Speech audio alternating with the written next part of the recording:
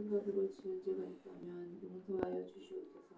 아멘. 이 시간 생명의 말씀으로 담에 서신 목사님, 여울간의 강건함으로 채워주시되 능력의 말씀이 되어 모두 영적으로 충전되는 시간이 되게 하실 것을 믿습니다.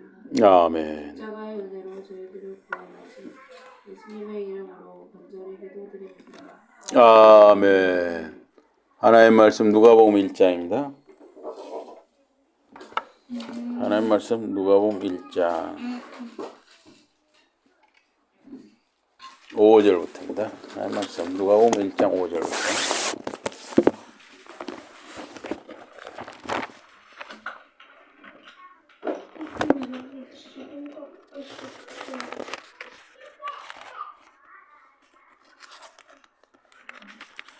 일장 5절에서 25절입니다. 누가복음 1장 5절에서 25절. 자, 우리 하주원 5절에서 10절까지 한번 읽어보세요.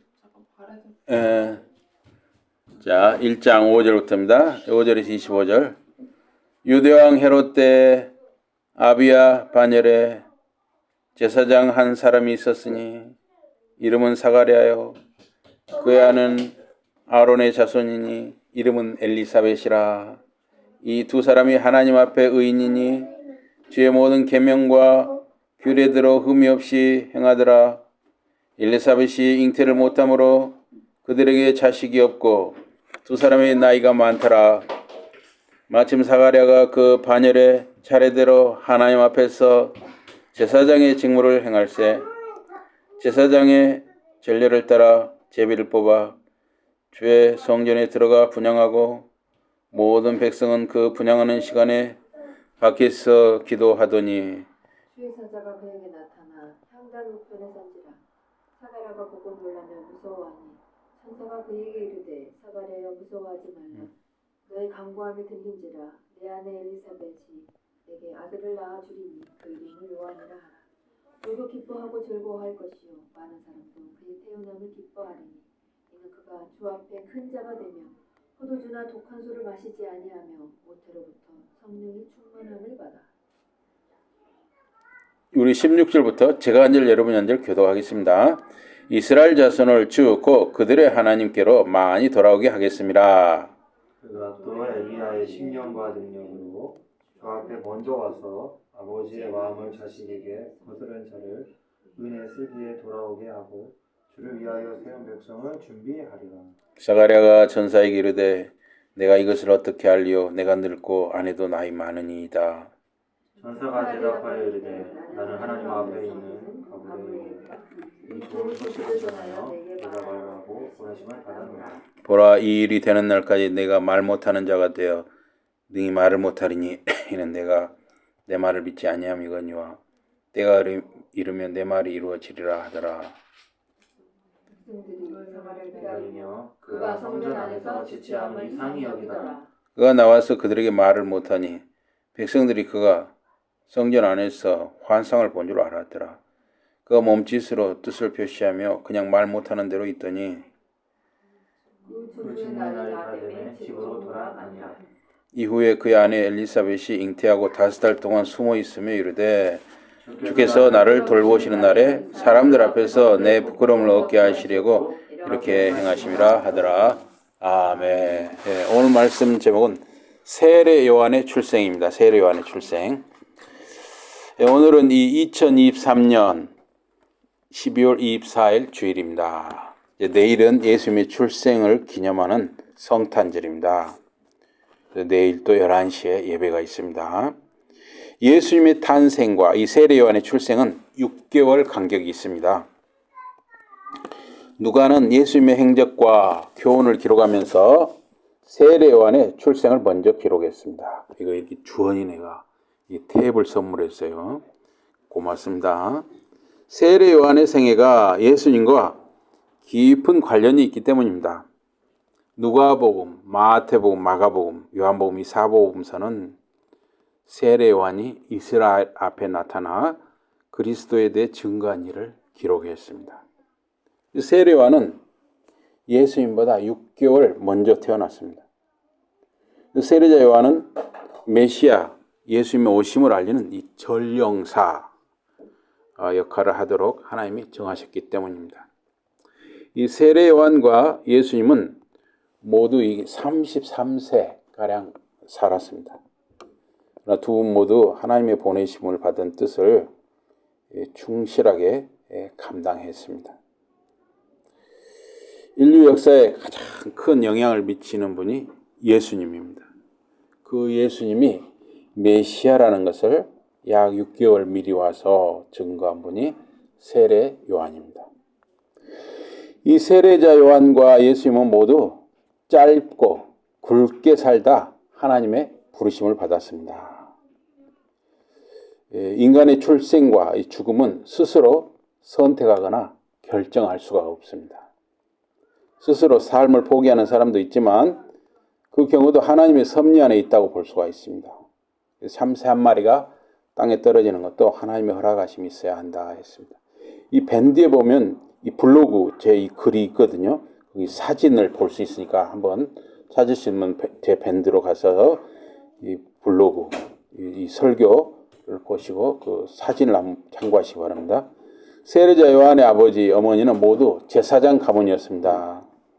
아버지 이름은 사가랴, 어머니 이름은 엘리사벳입니다. 사가랴는 여호와께서 기억하신다 라는 의미인데 유대인 사회에서 흔한 이름이었습니다. 엘리사벳은 하나님은 언약이시다, 하나님은 약속이시다라는 뜻입니다. 그 밴드에 거기 보면 엘리사벳과 마리아가 만나는 그 그림이 있죠. 그 볼 수 있는 분 보세요. 헤롯이 유대 왕으로 있을 때 사가랴라는 아비야 반열 제사장이 있었습니다. 헤롯이 유대 땅을 다스릴 당시 이스라엘은 비참한 모습이었습니다. 이스라엘은 범죄, 즉 우상 숭배와 불순종으로 나라가 망하고 바벨론 포로 생활을 했습니다. 약 70년 만에 이스라엘 땅으로 돌아왔습니다. 일부는 그대로 바벨론 땅에 사는 사람도 있었습니다. 하나님 은혜로 가나안 땅에 돌아온 이스라엘 백성은 성전과 예루살렘을 재건했습니다. 그러나 선지자들이 예언하여 약속한 구원의 기쁨과 이스라엘 회복이 완전히 이루어지지 않았습니다. 오히려 수백 년 동안 이 헬라 제국, 그리스 제국, 그 알렉산더 대왕이 이끄는 이 그리스 군대가 쳐들어와서 휩쓸고 갔고 또 그 제국 헬라 제국의 지배를 받았고 이어서 로마 제국의 지배를 받았습니다. 그리고 이 세례 요한이 태어날 당시에 혈통이 불확실한 헤롯이 로마 제국 당국의 아첨을 해서 유대 땅을 다스리고 있었습니다. 그래서 이스라엘 마카비 가문 지도자들이 앞장서서 그 땅의 독립을 위해 투쟁을 했지만은 하나님이 약속한 이스라엘 회복은 이루지를 못했습니다. 그래서 이방 세력의 지배 기간이 오랫동안 이어지니 이스라엘 백성은 절망과 슬픔에 빠져들었습니다. 이방 세력의 핍박과 해유로 이방 이교 문화에 또는 그 헬라 문화, 그리스 문화에 젖어서 믿음을 떠나는 자들도 있었습니다. 우리도 그랬죠. 일제 36년 때 애국 투사들도 생겼지만 또 그 일본 제국에 협조하고 그래서 또 호의호식하고 이런 사람들도 생겼잖아요. 또 그 신사참배 때 또 그 사람들 반응이 엇갈렸죠. 심지어 신사참배를 반대해서 감옥에 갇히거나 순교당하는 사람도 있었고 또 그 상황이 그러니 신사참배는 해도 된다 이렇게 하는 사람들도 있었습니다. 어쨌든 이 유대 사회에서도 하나님께 대한 믿음을 지키려는 사람들은 마음을 찢는 고통과 슬픔을 느꼈을 것입니다. 밤이 깊을수록 새벽이 오고 날이 밝아지게 됩니다. 캄캄한 어둠 속 같은 절망의 세월 속에서 시므온과 안나와 같은 깨어있는 이들이 있었습니다. 그들은 이스라엘의 구원, 이스라엘의 메시아가 오기를 기도하며 기다리고 있었습니다. 이스라엘을 구원할 메시아가 오리라 하는 그 선지자들의 약속을 믿었기 때문이죠. 역대상 24장을 보면은 다윗 때에 아론 자손 제사장들을 24 반열로 나누었습니다. 이게 그 조를 24조로 나눴다는 거죠. 제비 뽑아서 제사장 직무를 행하게 한 일을 기록을 했습니다. 아비야 반열, 아비야 조는 제8 반열이었어요. 제8조였다는 거죠. 아비야 가문은. 그리고 사가랴 아내 이 엘리사벳도 아론 자손, 즉 제사장 가문의 여인이었습니다. 세 여인의 부모는 신앙적 뿌리와 전통이 깊은 가문의 사람들이었습니다. 저는 개인적으로 이 신앙적 뿌리와 전통이 깊은 가문은 복이 있다고 생각을 합니다. 3대, 4대 쭉 신앙이 이어지는 가문은 참 복이 있죠. 물론 당대에 예수를 주님으로 믿는 사람도 복이 있는 것입니다. 이 두 사람, 사가랴와 엘리사벳은 하나님 앞에 의인이었습니다. 이 의인이란 말을 우리가 생각할 때 로마 3장 10절은 의인은 없나니 하는 사람도 없다 그랬어요. 그런데 이 두 사람 사가랴와 엘리사벳은 의인이라, 이 사람들이 의인이라는 뜻은 하나님 앞에서 모든 계명과 규례를 따라서 흠없이 행하는 사람들이었다 하는 것입니다. 이것은 절대적 의미에서 의인, 율법을 완전하게 지켰다는 뜻에서 의로운 자라는 것은 아닙니다. 노아나 욥도 의인이라 불렀죠. 이런 차원의 표현을 사가랴와 엘리사벳에 썼던 것이죠. 그래서 이들의 의 역시, 그러니까 노아나 욥의 의, 또 사가랴나 엘리사벳의 의 역시 주님의 은혜와 믿음으로 된 의였습니다. 예루살렘의 시몬에 대해서도 의롭고 경건하여 이스라엘의 위로를 기다리는 사람이고 성령이 그 위에 계셨다 그랬습니다. 이스라엘의 위로라는 말은 메시아가 왔을 때 그가 자기 백성에게 가져올 위로를 말합니다. 성령이 시몬 위에 있었다는 것은 그리스도를 알아볼 수 있는 특별한 통찰력, 인사이트를 성령께서 시몬에게 주셨다 하는 것입니다. 요셉과 마리아 부부가 정결 예식을 위해서 성전 안에 아기 예수를 안고 들어왔을 때 이 시몬이 아기 예수가 그리스도 메시아임을 성령께서 시몬에게 알게 하셨습니다. 시몬은 아기 예수를 안고 야훼 하나님께 찬송의 기도를 드리며 제 눈이 당신의 구원을 보았나이다 이렇게 찬양을 했습니다. 마리아 남편 요셉에 대해서도 의로운 사람이라고 했어요. 이 의롭다는 것은 유대인에게 율법을 지키기에 열심인 것을 뜻하기도 했습니다. 이 신명기 22장 23에서 24절에 보면 간음죄라는 것은 돌로 쳐 죽이게 되어 있었습니다. 요셉은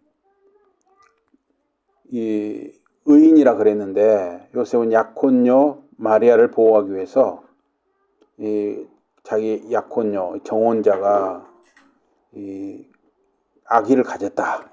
자기하고 결혼하기도 전에, 자기하고 결혼도 하기 전에, 또 잠자리를 하기 전에 자기 정혼녀가 아기를 가졌다 하는 것을 아니까 은밀하게 이혼 증서를 써주고 돌에 맞아 죽는 것을 막고자 생각을 했습니다. 이스라엘의 약혼, 정혼은 결혼과 거의 같은 뜻이고 약혼 후 약 1년의 기간 동안 신랑 집에서 신부와 살 집을 준비하게 되면 신부를 이제 데려와서 정식으로 결혼하고 살게 되는 것이죠. 그런데 그 전에 약혼녀인 마리아가 아기를 가졌다 하니까 요셉이 얼마나 당황을 했겠어요. 그러나 요셉은 굉장히 인격과 됨됨이가 성숙하고 상대를 깊이 배려하는 사람이어서 아무에게도 말하지 않고 혼자 깊이 생각을 했어요. 어떻게 하면 내가 그 정혼자 마리아가 다치지 않도록, 왜냐면 잘못 돌에 맞아 죽거든요. 다치지 않도록 이 문제를 해결할 것인가, 그 고민을 했던 것이죠. 그 고민하는 중에 하나님께서 천사를 보내셔서 다윗의 자손 요셉아, 네가 내 아내 데려오기를 두려워 말라.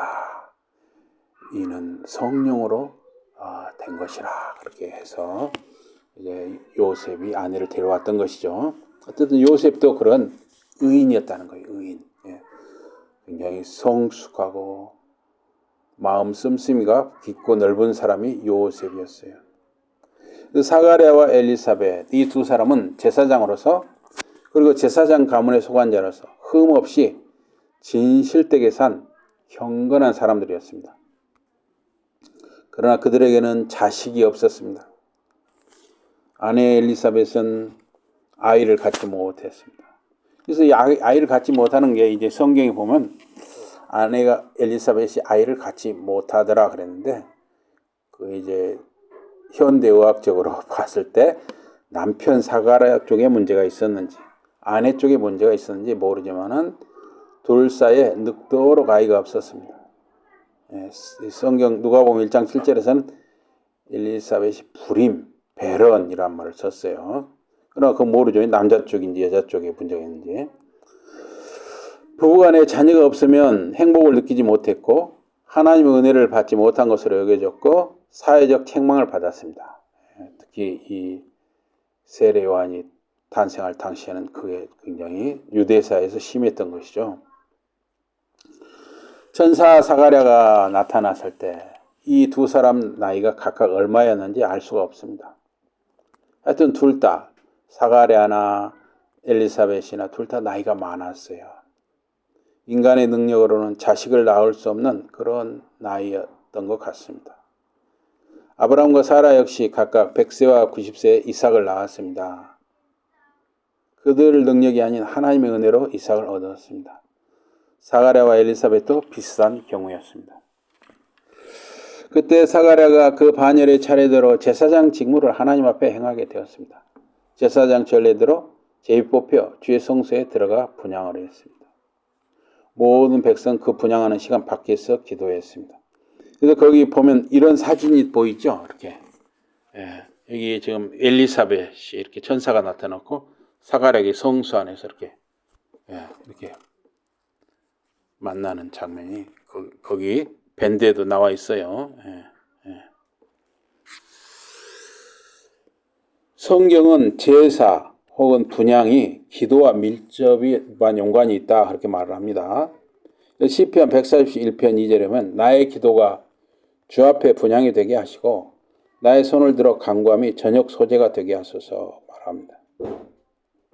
이것은 제사와 함께 제사 드리는 사람의 소원, 즉 하나님의 은혜를 구하는 기도가 함께 드려진 것을 표현한 것입니다. 그래서 여기 성소, 거기 밴드에도 보면 나와 있어요. 성소, 여기가 이제 성소, 여기가 이 휘장이 있고 여기가 지성소죠. 지금 이 사가랴는 이 성소에 들어간 거예요. 지성소는 대제사장만 1년에 한 번 들어갈 수 있어요. 아무나 들어가면 죽는 거죠. 제사장이 여기 성소에 들어간 거예요. 성소도 아무나, 제사장도 아무나 들어가는 게 아니라 제비 뽑아서 차례를 따라 들어갔던 것이죠. 사가랴가 분향을 위해 들어간 성소는 7촛대, 또 진설병상, 빵, 12지파 이름으로 드리는 빵을 진열하는 상이 있고 또 금향단이 있었습니다. 그래서 사가랴의 역할은 그 금향단에 향을 피우는 역할이었어요. 그래서 이 성소가 있고 그 사이에 휘장이 있고 휘장 넘어 지성소가 있죠. 사가랴는 지성소에 들어갈 수가 없었습니다. 이 지성소는 대제사장이 연 1회 제물, 소나 양, 염소의 피를 가지고 들어갔습니다. 아무나 지성소에 들어가면 죽는 것이죠. 그래서 분향단에서 피 올려드리는 그 향연, 즉 향의 연기가 위로 올라갔습니다. 또한 그 연기가 지성소로 스며들었는데 그것을 기도 응답으로 여겼습니다. 요한계시록 5장 8절에 보면 24장로들이 어린 양 앞에 엎드려 향이 가득한 금 대접을 가졌는데 이 향은 성도의 기도라고 했습니다. 또 계시록 8장 4절에 향연이 성도의 기도와 함께 천사의 손에서 하나님 앞으로 올라간다 그랬습니다. 그래서 모든 백성은 그 분향하는 시간에 밖에서 기도를 했다 했습니다. 성소 안에서 제비 뽑혀 들어간 제사장이 분향하며 기도하는 동안 밖에서 모든 백성이 기도했다는 거예요.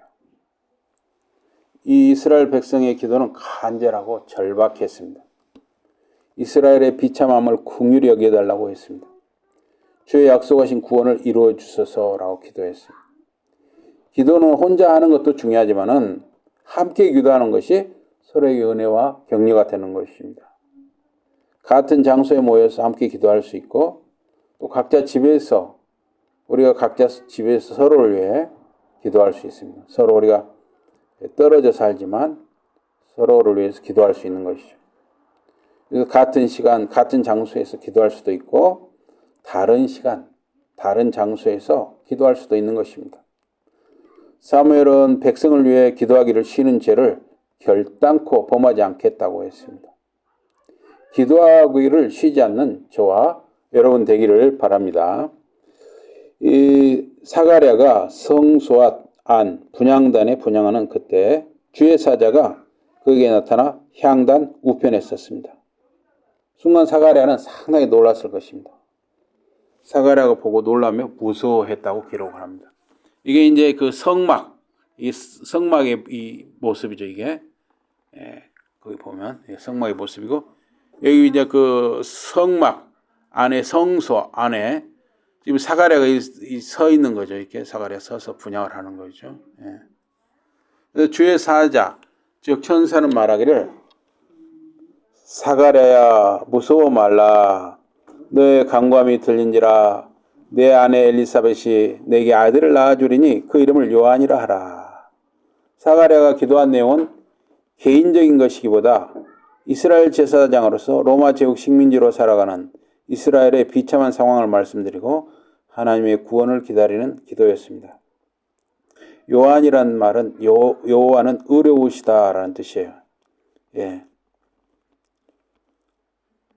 그래서 이거 지금 이렇게 성소에서 기도하는 사가랴, 분향하에 기도하는 사가랴에게 엘리사벳 선지자가 나타난 그림인데 이거는 제임스 타소라는 분이 약 200년 전에 그린 작품입니다. 제임스 타소. 주의 사자는 세례 요한의 탄생이 사가랴 부부에게 기쁨과 즐거움이 될 것을 말했습니다. 또 많은 사람들이 그의 출생을 즐거워하리라고 했습니다. 주의 사자는 세례 요한이 야훼 주님 보시기에 큰 자가 되리라고 했습니다. 또 밑에 또 하나 그림이 있어요. 이거는 이제 윌리엄 블레이크 작품입니다. 윌리엄 블레이크. 이것도 약 200년 전 작품이에요. 윌리엄 블레이크 작품. 예.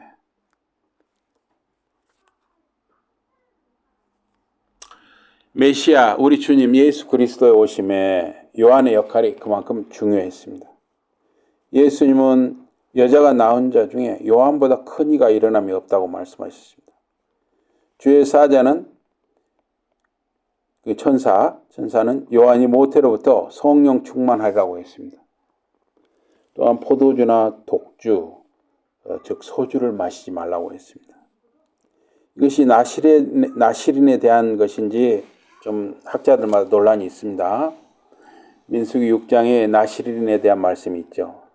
삼손에게는 술을 금하고 머리에 칼을 대지 말라고 했어요.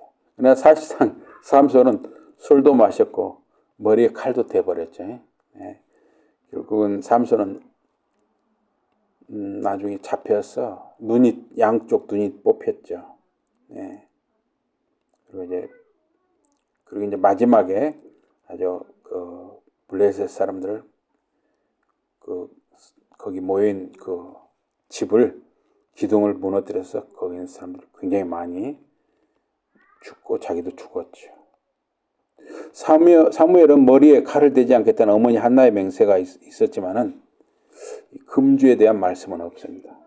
또 요한은 금주, 술을 마시지 말라는 말은 있는데 머리에 칼 대지 말라는 말씀은 또 없죠. 그러니까 이러한 것이 이 나실인에 대한 것인지를 우리가 딱 잘라 말하기는 어렵습니다. 어쨌든 구별된 사람으로 처신하라는 건 분명하죠.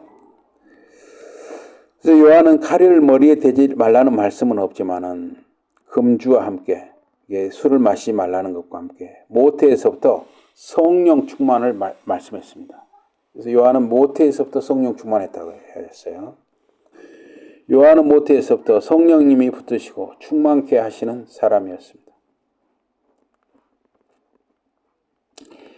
이 세례 요한의 이 사명은 많은 이스라엘 자손을 하나님께 돌아오게 하는 일이었습니다. 이 돌아온다 하는 헬라어 에피트로앱세이는 히브리어로 슈브라고 해서 회개를 뜻합니다. 그래서 엘리야의 심령과 능력으로 주 앞에 앞서가서 아비 마음을 자식에게 돌리고 주를 위해 세운 백성을 예비한다 그랬습니다. 선지자 말라기는 메시아에 앞서 엘리야가 오리라고 예언을 했습니다. 예수님께서는 그 엘리야가 세례 요한이라고 했습니다. 엘리야는 아합 부부의 우상 숭배와 폭정으로 도탄에 빠진 이스라엘 백성에 대한 심판을 말했습니다. 그래서 이 엘리야 선지자 예언대로 3년 6개월 기근으로 비가 내리지 않았습니다. 또 갈멜산, 저하고 아내가 벌써 한 10년 되었나요? 그 아내와 제가 그 결혼 30주년 우리 사이하고 딸이 보내줘서 이스라엘 갈멜산도 가봤습니다. 갈멜산 그 바알 선지자 대결에서 엘리야 선지자가 승리를 했던 것이죠. 또 엘리야를 잡으러 온 군인들을 2번 하늘에서 불을 내려 죽게 한 일 등이 있었습니다. 하나님의 능력은 사람을 통해서 역사하는데 구별된 사람, 택한 사람을 통해 일어납니다. 요한은 헤롯 안디바가 동생 아내를 빼앗아 사는 것을 꾸짖었습니다. 또 이스라엘 백성 회개를 촉구했습니다. 사실 이 독재자, 악한 지도자 아래서 그런 악한 지도자의 죄를 지적한다는 게 참 어려운 것이죠.